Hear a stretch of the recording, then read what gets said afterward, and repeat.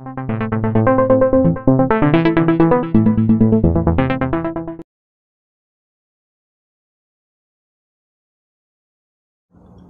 Dear students, learning হিস্ট্রির আজকের আলোচনার বিষয় ইঙ্গো মারাঠা সম্পর্ক।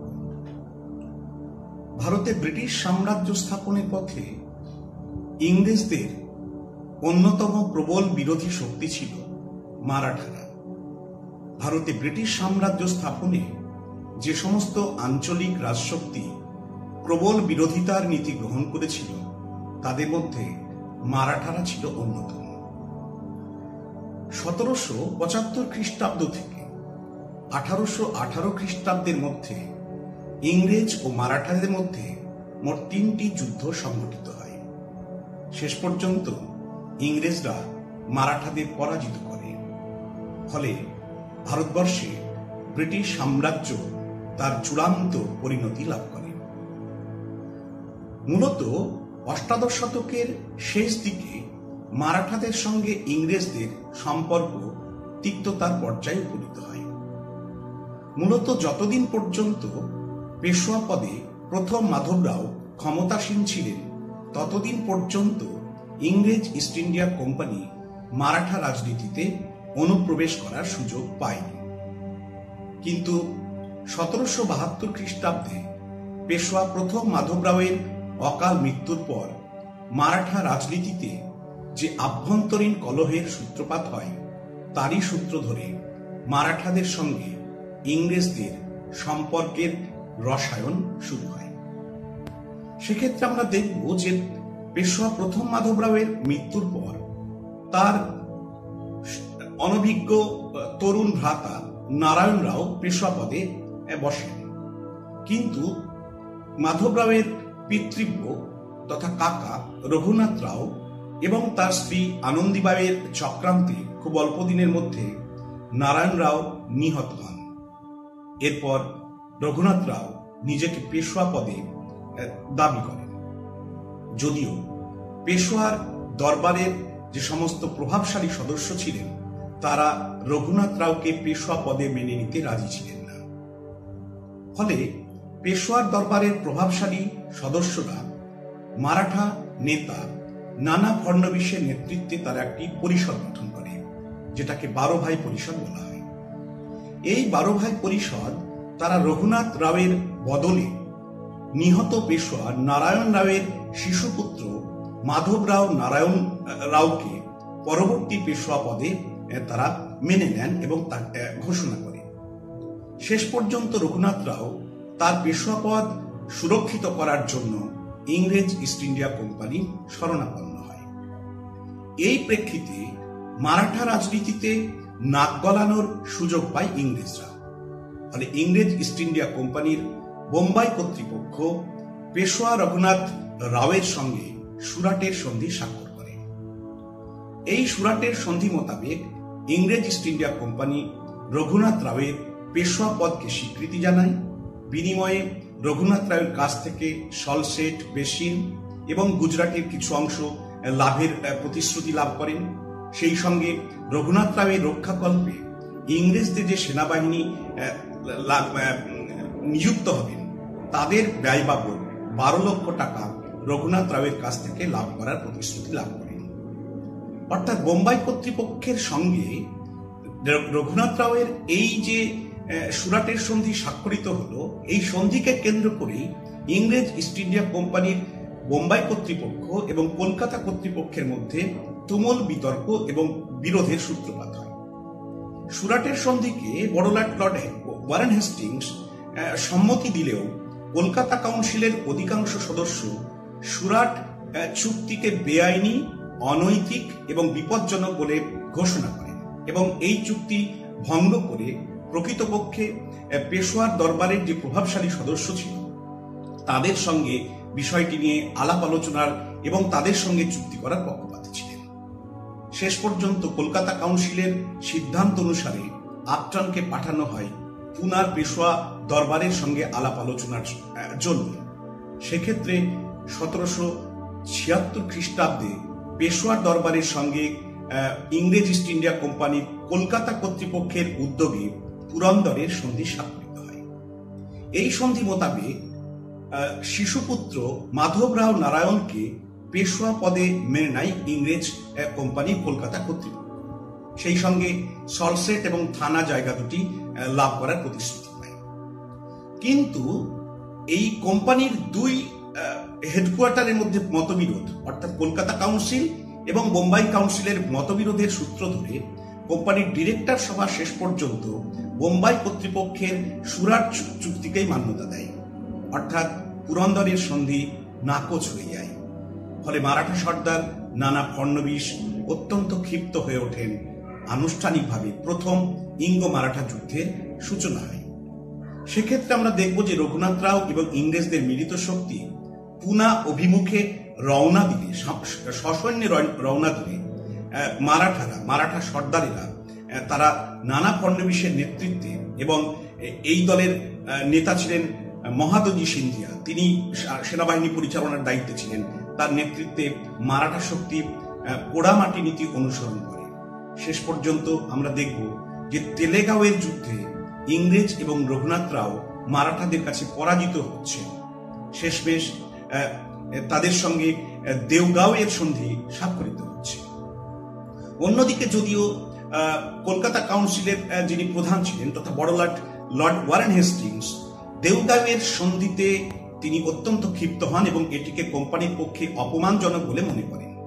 ফলে তিনি গর্ডারের সেনাপতিত্বে এক বিশাল বাহিনী মহারাষ্ট্রে পাঠান মারাঠাদের বিরুদ্ধে লড়াইয়ের জন্য। সেক্ষেত্রে গর্ডারের নেতৃত্বে ব্রিটিশ সেনাবাহিনী মহাদজি সিন্ধিয়াকে সিপ্রির যুদ্ধে পরাজিত করে। ততদিনে 1780 খ্রিস্টাব্দে ইংরেজদের সঙ্গে মহীশূরের হায়দার আলীর দ্বিতীয় ইঙ্গো মহীশূর যুদ্ধের সূচনা হচ্ছে। ফলে ইংরেজ কর্তৃপক্ষ উপলব্ধি করে একই সঙ্গে মারাঠা এবং হায়দার আলীর সঙ্গে যুদ্ধ চালিয়ে যাওয়া বিপজ্জনক হবে। ফলে 1782 খ্রিস্টাব্দে মারাঠাদের সঙ্গে ইংরেজ ইস্ট ইন্ডিয়া কোম্পানি সলবায়ের সন্ধি স্বাক্ষর করে। এই সলবায়ের সন্ধি দ্বারা ইংরেজ কর্তৃপক্ষ মাধবরাও নারায়ণ রাওকে পেশোয়া পদে মেনে নেয় এবং সলসেট, বেসিন প্রভৃতি জায়গাগুলি লাভ করে। প্রকৃতপক্ষে সলসেট লাভ করা এবং বেসিন লাভ করা ইংরেজদের পক্ষে অত্যন্ত লাভজনক ছিল বটে, কিন্তু এই সন্ধি ঐতিহাসিক সর্দেশায়ের বক্তব্য অনুসারে এটি মারাঠা জাতির পক্ষে অত্যন্ত গৌরবের। যদিও প্রকৃতপক্ষে এই সলবায়ের সন্ধি মারাঠা শক্তির পরিবর্তে ইংরেজ শক্তিকে অনেক বেশি রাজনৈতিকভাবে অনুকূল পরিস্থিতি দিয়েছিল। মূলত 1782 থেকে 1802 খ্রিস্টাব্দ পর্যন্ত প্রায় 20 বছর ইংরেজদের সঙ্গে মারাঠাদের যে শান্তিপূর্ণ সম্পর্ক টিকেছিল, এর ফলে ইংরেজ ইস্ট ইন্ডিয়া কোম্পানি তাদের প্রবল প্রতিদ্বন্দ্বী মহীশূরের বিরুদ্ধে পূর্ণ উদ্যম, পূর্ণ শক্তি দিয়ে তারা যুদ্ধ করতে তারা পেরেছিল, সক্ষম হয়েছিল। এটা তাদের রাজনৈতিকভাবে তাদের পক্ষে অত্যন্ত ফলপ্রসূ হয়েছিল। কিন্তু মারাঠারা এই দীর্ঘ 20 বছর সময় পেলেও ইংরেজদের বিরুদ্ধে সম্ভাব্য আগামী দিনের যে সংঘাত, সেই সংঘাতে নিজেদেরকে প্রস্তুত করার মতো কোন রকমের উদ্যোগ তারা গ্রহণ করেনি। পক্ষান্তরে মারাঠাদের রাজনীতিতে প্রবল পারস্পরিক অন্তর্দ্বন্দ্বের সূচনা হয়, যা মারাঠা শক্তিকে দুর্বল করে তুলেছিল। মূলত সলবায় সন্ধির পরে বেশ কয়েকটি গুরুত্বপূর্ণ ঘটনা ঘটে, যা মারাঠা রাজনীতিতে মারাঠা শক্তিকে বিপন্নতার দিকে নিয়ে গিয়েছে। সেক্ষেত্রে আমরা দেখব যে 1794 খ্রিস্টাব্দে প্রবল শক্তিমান মারাঠা সর্দার গোয়ালিয়রের রাজা মহাদজি সিন্ধিয়ার মৃত্যু হয়। সেই সঙ্গে অহল্যাবাইয়ের মৃত্যু হয়। 1796 খ্রিস্টাব্দে পেশোয়া মাধবরাও নারায়ণ রাও তিনি আত্মহত্যা করেন। এটি অত্যন্ত গুরুত্বপূর্ণ ঘটনা এবং মারাঠা রাজনীতির অত্যন্ত নেতিবাচক প্রতিক্রিয়ার সূচনা করেছিল। সেই সঙ্গে 1800 খ্রিস্টাব্দে মারাঠা জাতির মেকিয়াভেলি নামক যে প্রবল বিচক্ষণ রাজনৈতিক নেতা নানা ফড়নবিশের মৃত্যু হয়। এই ঘটনাগুলি মারাঠা রাজনীতিতে মারাঠাদের শক্তিহীনতার একটা গুরুত্বপূর্ণ দিক নির্দেশ করেছিল। ফলে এই সময় যিনি মারাঠা পেশোয়া হয়েছিলেন, মূলত মারাঠা সর্দারেরা রঘুনাথ রাওয়ের পুত্র দ্বিতীয় বাজিরাওকে মারাঠা পেশোয়া পদে মেনে নিতে বাধ্য হয়েছিলেন। দ্বিতীয় পেশোয়া বাজিরাও পেশোয়া পদে তিনি ততটা উপযুক্ত ব্যক্তিত্ব ছিলেন না। ফলে দ্বিতীয় বাজিরাওয়ের উপর রাজনৈতিক প্রভাব প্রতিপত্তির জন্য একদিকে গোয়ালিয়রের রাজা দৌলত রাও সিন্ধিয়া, অন্যদিকে ইন্দোরের হোলকাররা তারা প্রতিদ্বন্দ্বিতায় লিপ্ত হন। সেক্ষেত্রে যশবন্ত রাও হোলকার তিনি সিন্ধিয়ার বিরুদ্ধে এবং পেশোয়া দ্বিতীয় বাজিরাওয়ের বিরুদ্ধে অগ্রসর হন। শেষ পর্যন্ত যশবন্ত রাও হোলকারের যে আক্রমণ, সেই আক্রমণ থেকে বাঁচতেই 1802 সালে পেশোয়া দ্বিতীয় বাজিরাও ইংরেজ ইস্ট ইন্ডিয়া কোম্পানির সঙ্গে বেসিনের সন্ধি স্বাক্ষর করেন। এই বেসিনের সন্ধি স্বাক্ষর করে লর্ড ওয়েলেসলির অধীনতামূলক মিত্রতা নীতি পেশোয়া দ্বিতীয় বাজিরাও গ্রহণ করেন। এই ঘটনা দুই প্রবল প্রতাপশালী মারাঠা সর্দার দৌলত রাও সিন্ধিয়া এবং ভোসলে, রঘুজি ভোসলে, এই দুই শক্তিকে প্রচন্ড ক্ষিপ্ত করেছিল এবং অপমানিত বোধ করেছিলেন তারা। ফলে তারা যৌথভাবে ইংরেজদের বিরুদ্ধে যুদ্ধ ঘোষণা করে। ফলে 1803 খ্রিস্টাব্দে দ্বিতীয় ইঙ্গ মারাঠা যুদ্ধের সূচনা হয়। কিন্তু এই যুদ্ধে ভোসলে এবং সিন্ধিয়ার যৌথ বাহিনী আশিয়ার যুদ্ধে পরাজিত হন 1803 খ্রিস্টাব্দে। 1803 খ্রিস্টাব্দে লাসওয়ারি এবং দিল্লির যুদ্ধে সিন্ধিয়ার বাহিনী ইংরেজদের কাছে পরাজিত হয়।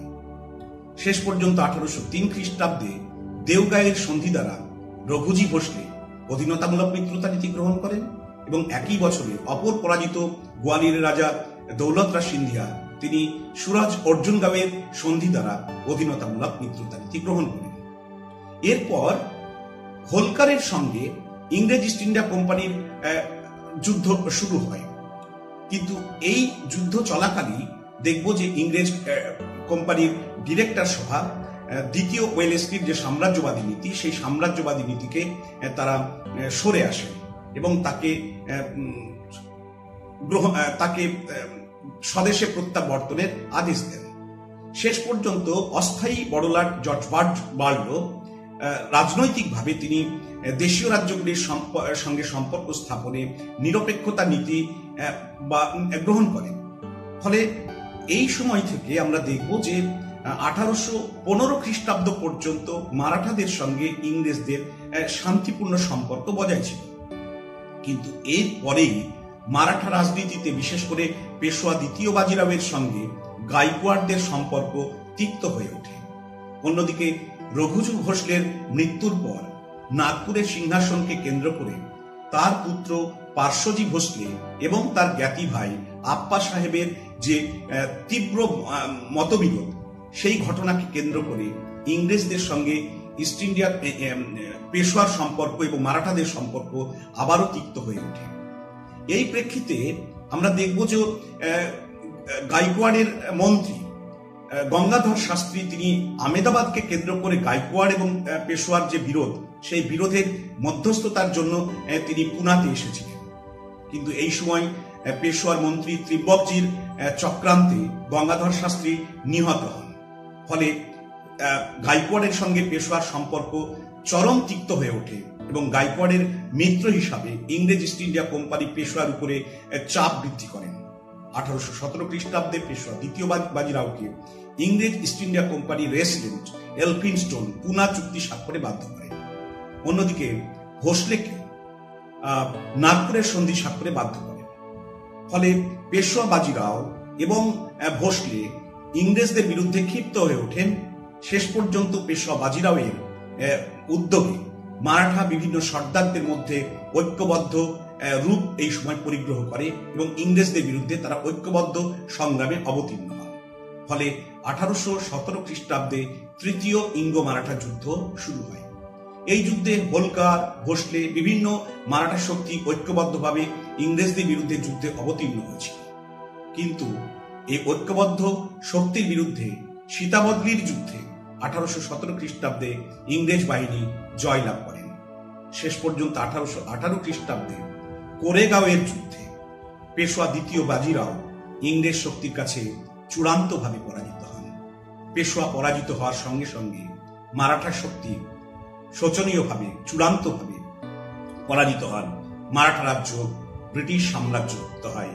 এইভাবে মারাঠাদের প্রবল প্রতিরোধ চূর্ণ করে ইংরেজ ইস্ট ইন্ডিয়া কোম্পানি ভারতে তাদের সাম্রাজ্য সীমাকে আরো বিস্তৃত করেন।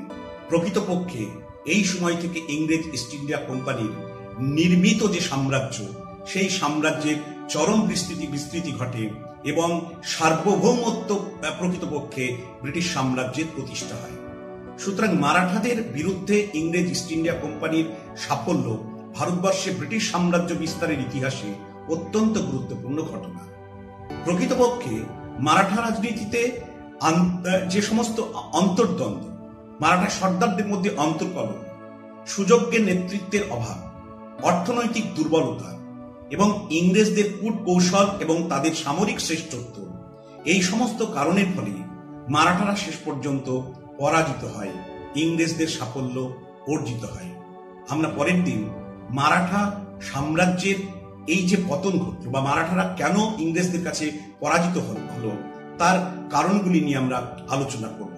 আজ এই পর্যন্ত, পরের দিন অন্য বিষয় নিয়ে আবারও হাজির হব। ভালো থাকবেন।